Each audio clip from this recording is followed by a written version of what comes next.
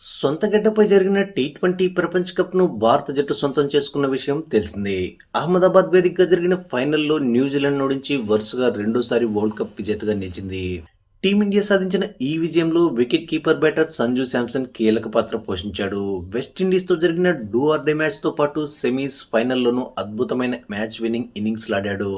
అయితే ఈ టోర్నీ స్టార్టింగ్లో అసలు సంజు శాంసన్కు జట్టులో చోటే లేదు. కానీ ఆ తర్వాత కొన్ని అనూహ్య పరిణామాల మధ్య జట్టులోకి వచ్చిన శాంసన్ తన బ్యాటింగ్తో టీమిండియాను ఏకంగా ఛాంపియన్గా నిలబెట్టాడు. కేవలం 5 మ్యాచ్ల్లోనే 321 పరుగులు చేసి ప్లేయర్ ఆఫ్ ద టోర్నమెంట్గా ఎంపికయ్యాడు. రీసెంట్గా ఈ విషయంపై తన యూట్యూబ్ ఛానల్ వేదికగా ఏబీ డివిలియర్స్ మాట్లాడుతూ ఇంట్రెస్టింగ్ కామెంట్స్ చేశాడు.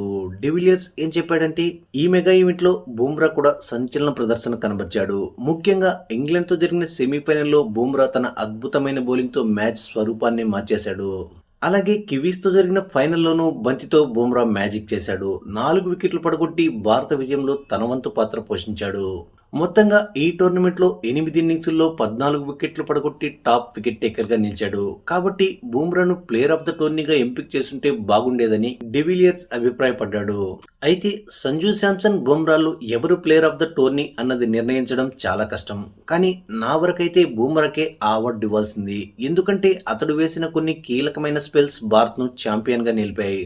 సెమీఫైనల్లో, ఫైనల్లో బుమ్రా బౌలింగ్ నిజంగా అద్భుతం.